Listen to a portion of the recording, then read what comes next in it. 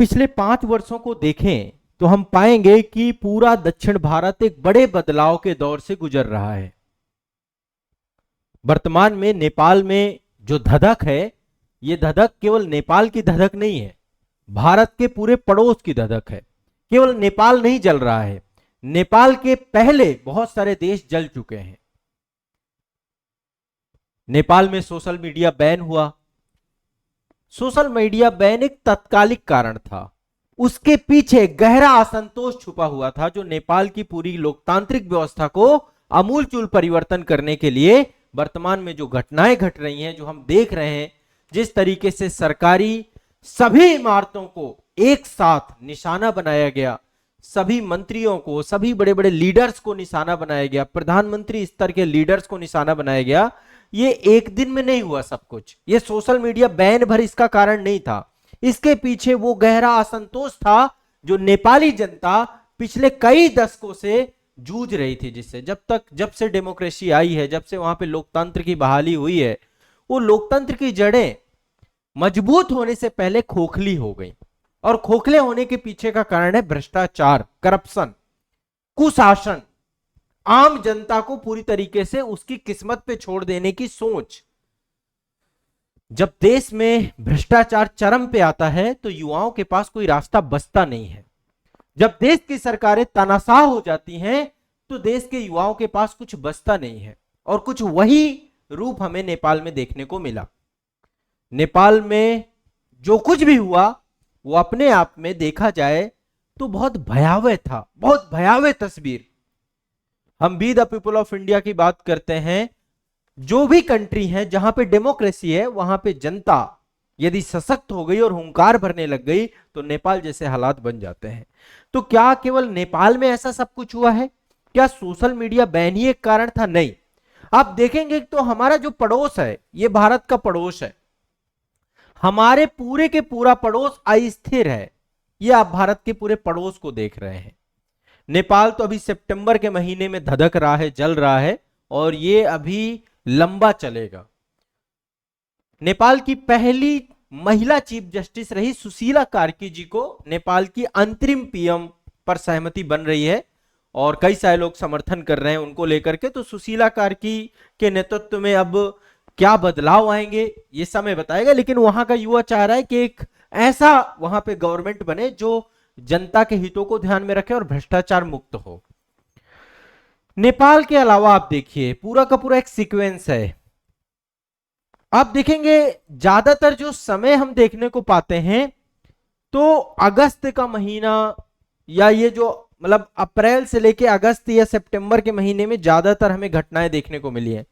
पिछले साल यही दृश्य हमें बांग्लादेश में देखने को मिला था, जहां के राष्ट्राध्यक्ष को भाग करके भारत की शरण लेनी पड़ी, शेख हसीना को। वहां पे भी जनता सीधा राष्ट्रपति भवन, प्रधानमंत्री आवास, पूरी तरीके से हिंसक, लगातार कंटिन्यूअस वहां पे एक अस्थिर माहौल बना था। तो बांग्लादेश पूरी तरीके से अस्थिर है, ये पड़ोस है। आप देखिए इसको, आपको इससे समझ में आएगा कि क्या माहौल चल रहा है। श्रीलंका की हालत पिछले साल जुलाई 2022 में श्रीलंका की हालत रही। देखिएगा जुलाई, अगस्त, सितंबर, एक सीक्वेंस आपको देखने को मिलेगा। श्रीलंका की हालत भी वही रही, वहां पर भी राष्ट्राध्यक्ष और वही संसद भवन पे हमला, और वहां पर वो पूरा दृश्य हमने देखा। कोविड के बाद जिस तरीके से अर्थव्यवस्था चरमरा गई वहां की, वो माहौल हमें श्रीलंका में देखने को मिला। इसके बाद आप देखिए पाकिस्तान, जो हमारा सबसे बड़ा, यहां पे इमरान खान प्रधानमंत्री हुआ करते थे, जिस तरीके से इमरान खान को पद से हटाया गया, फिर उनको जेल हुई, फिर उनके साथ, और इसके बाद पाकिस्तान लगातार कंटिन्यूअस अस्थिर है, कंटिन्यूअस। अभी जो आपने 2024 में 25 में भी देखे, इस साल जो बलूचिस्तान वाला पूरा इशू उठ करके आया, जाफर एक्सप्रेस हाईजैक की गई, तो पाकिस्तान तो पूरी तरीके से जल ही रहा है। 4 प्रांत हैं, चारों ही अलग होना चाहते हैं, सारे स्वतंत्र देश बनना चाहते हैं। अफगानिस्तान की स्थिति हमने अगस्त 2021 में देखी थी, जब यहां से अमेरिका वापस गया था। तो भारत के पड़ोस की हालत देखिए, वो दुर्भाग्य देखिए। नेपाल 2025 में जल रहा है, इससे पहले बांग्लादेश जला, उससे पहले श्रीलंका और पाकिस्तान जले, उससे पहले अफगानिस्तान जला। म्यांमार की भी वही हालत है। म्यांमार में लोकतंत्र नहीं है, जुंटा शासन है, सैन्य शासन है। वहां पे लोकतंत्र की स्थापना हुई, लेकिन वो लोकतंत्र कुचल दिया गया। तो म्यांमार भी अस्थिर है, लगभग लगभग पूरा पड़ोस अस्थिर है। चाइना के साथ हमारे रिलेशन सामान्य अभी हैं जरूर, लेकिन चाइना से हमारे लगातार युद्ध होते रहे हैं, चाहे वो गलवान का मैटर रहा हो या इससे पहले डोकलाम का मैटर रहा हो। यदि मैं भूटान को छोड़ दूं तो पूरा पड़ोस भारत का डिस्टर्ब चल रहा है। जितना भी लाल रंग से आप देख रहे हैं हमारा पड़ोस है, बाकी समुद्री सीमाएं हैं।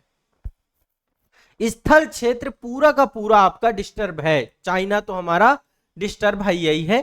तो ये जो माहौल बना हुआ है वर्तमान में, ये माहौल के पीछे का कारण जो है कूटनीतिक भी है, देशों के अंदर उपजी अव्यवस्था और अराजकता भी है, और दक्षिण एशिया में बदलाव की एक बयार भी है। ये लगातार बढ़ता ही जा रहा है, इसका स्वरूप का विस्तार होता जा रहा है। पिछले दिनों में नेपाल गया था, जून के महीने में, जुलाई के पहले सप्ताह में मैं नेपाल में था।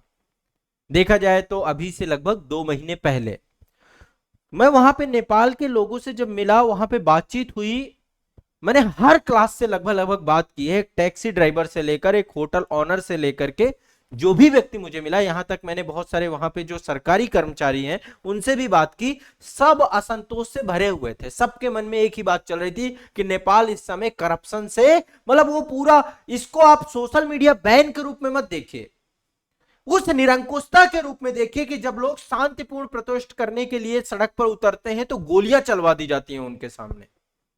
तो ऐसे में फिर ऐसा हिंसक और उग्र रूप जो धारण हुआ, इसके पीछे सरकार जिम्मेदार है, और हर जगह सरकारें जिम्मेदार नहीं। आप जहां का भी देखिएगा, सरकारों ने परिवारवाद, निरंकुशतावाद, भ्रष्टाचार, कुशासन, एक अस्थिर और अराजक सरकार को जन्म देने के पीछे का कारण यह है। और नेपाल अभी बहुत लंबा समय नहीं हुआ, उसे लोकतंत्र की जो पावर है, जो शक्ति है, उस पावर और शक्ति का वास्तविक उपयोग नेपाल तब कर पाएगा जब वहां पे एक ऐसी सरकार आएगी जो जनता के बारे में सोचेगी। सबसे ज्यादा यदि पलायन दक्षिण एशिया में कहीं पर है तो आज वर्तमान में नेपाल से है। नेपाल के लोग भारत में हैं, नेपाल के लोग, अभी आपको पता है रूस यूक्रेन युद्ध चल रहा है, और रूस यूक्रेन युद्ध में नेपाल के लोग लड़ने गए हैं। क्यों? क्योंकि पैसा मिल रहा है, $4000 वहां पे कम से कम मिल रहा है। नेपाल के लोग युद्धों में लड़ने के लिए जा रहे हैं, उनको पता है वहां मरेंगे जाकर के। भारत के विभिन्न जगहों पे, कोई भी शहर आप भारत का उठा लीजिए, नेपाल के लोग भारत में हैं। ये सब पलायन जो है, ये भी तो एक असंतोष है। और जो नेता हैं, मंत्री हैं, इनके बच्चे कहां हैं? विदेशों में पढ़ रहे हैं, बड़े बड़े यूनिवर्सिटियों में पढ़ रहे हैं, महंगी महंगी गाड़ियां चला रहे हैं। तो ये जो असंतोष का वातावरण पूरा का पूरा बना हुआ है, इसको आप सभी को समझना होगा। इसको सोशल मीडिया बैन महज ये तो एक उत्प्रेरक का काम कर रहा है, उत्प्रेरक के काम के अंतर्गत आप इसको देखिए। तो ये पूरी की पूरी स्थिति बनी है नेपाल में। आप अभी देखेंगे तो माहौल अभी शांत होने में समय लगेगा, ठीक है।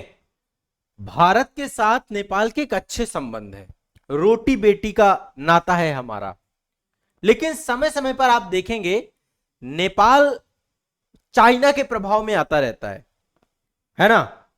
नेपाल समय समय पर भारत के साथ कुछ विवाद भी उत्पन्न करता रहता है, चाहे लिपू लेक की बात करें, काला पानी की बात करें, लिम्पिया धरा की बात करें, ये जितने भी हैं इन सभी पर देखेंगे तो एक ये भी बदलाव देखने को मिलता है।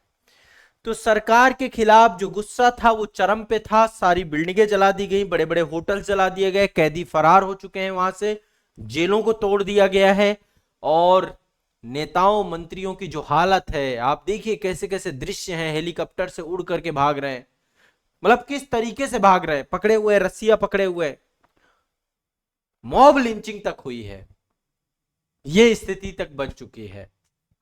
तो अभी काठमांडू में कर्फ्यू लगा हुआ है, पूरा देश सेना के नियंत्रण में लगभग आ चुका है, और वहां के जो प्रधानमंत्री हैं केपी शर्मा ओली इस्तीफा दे चुके हैं। सेना ने आंदोलनकारियों के प्रतिनिधि मंडल बनाने को कहा है कि आप एक अपना जो है डेलीगेशन बनाइए, सरकार से बात करिए। और अब जो वहां के राष्ट्रपति हैं उन्होंने इस्तीफा नहीं दिया, ये अच्छी बात हुई। जो बहुमत वाली पार्टी होगी उसको सरकार के लिए बुलाया जाएगा, यदि बहुमत ना मिले तो नए चुनाव होंगे, एक अंतरिम सरकार अभी बनाई जाएगी, ठीक है। और 6 महीने के अंदर अंदर हो सकता है चुनाव भी वहां पे नए तरीके से हो। पूर्व प्रधानमंत्री केपी शर्मा ओली भी लगातार अभी बयान दे रहे हैं, जेनजी का जो प्रदर्शनकारी है उनको उन्होंने निंदा की है अभी लगातार, वो भी निंदा में वो स्वीकार नहीं रहे हैं कि हमसे भी गलतियां हुई हैं, है ना। और अभी भी लगातार जो है अंतरिम सरकार जो बन रही है उसको लेकर के जो अपडेट्स आएंगी, जो चीजें आएंगी वो मैं आपको बताऊंगा। बट आप समझिए, कोई भी लोकतांत्रिक व्यवस्था में जब अव्यवस्थाएं चरम पर हो जाती हैं, युवाओं को ध्यान नहीं दिया जाता है, तो इस तरीके की परिस्थितियां बनती हैं। इसमें बहुत सारे एंगल आप सुन रहे होंगे, बहुत सारे लोग कह रहे होंगे इसमें डिप्लोमेटिक कारण है, अमेरिका का प्रभाव है, चाइना का प्रभाव है, पाकिस्तान करा रहा है। ये पाकिस्तान, अमेरिका और चाइना के बस की बात नहीं है। हो सकता है कि कुछ अप्रत्यक्ष रूप से सपोर्ट दिया गया हो, लेकिन ये वहां के लोगों का असंतोष है। नहीं, कोई अपने राष्ट्र में इतने बड़े स्तर की अव्यवस्था नहीं फैलाने के लिए उतरता है, देश के नागरिक नहीं उतरते हैं। ये लोगों के अंदर बैठा वो गुस्सा है जो वो पिछले 17 सालों से देख रहे हैं। 17 साल में 13-14 प्रधानमंत्री बन गए, आए दिन वहां पे यही खेल चल रहा है, प्रधानमंत्री प्रधानमंत्री खेल रहे हैं। तो जब ये अव्यवस्थाएं, ये अराजकता का माहौल बनेगा तो कंडीशंस यही होंगी। बहुत सारे लोग कह रहे राजशाही वापस आ जाएगी, राजशाही वापस लाना उपाय नहीं है। लोकतंत्र स्थापित हुआ है, उसके लिए भी एक लंबा संघर्ष किया गया 2005 में, तब डेमोक्रेसी वहां पे आई है।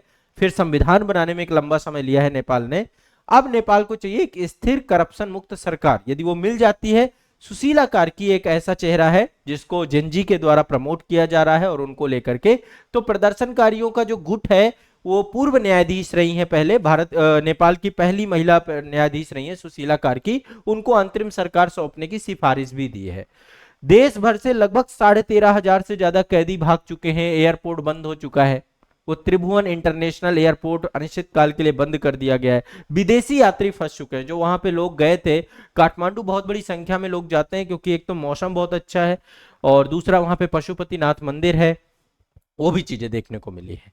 जल्द ही मेरा विश्व दर्शन का पहला सेशन नेपाल से ही मैंने शूट किया है, वो वीडियो मैं आपको जारी करूंगा, तो आप पशुपतिनाथ मंदिर और त्रिभुवन एयरपोर्ट और वहां पे बहुत सारी साइट्स हैं, जो साइट्स पे मैंने शूट किया है वो सारे आप देखेंगे, है ना। मैंने नेपाल और भारत के डिप्लोमेटिक रिलेशंस को बताया। अब ये घटना घटी है तो मैं इस फुट को भी वहां पे डालूंगा, ठीक है, ये चीज भी मैं ऐड करूंगा, सारी चीजें।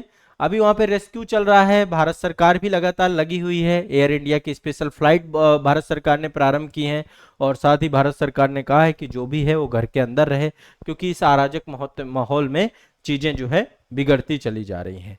तो ये आप सभी को एक बार समझना है, बहुत इंपॉर्टेंट और बहुत ही महत्वपूर्ण जो है ये पूरा का पूरा आंदोलन, विरोध प्रदर्शन जो है हमें देखने को मिल रहा है।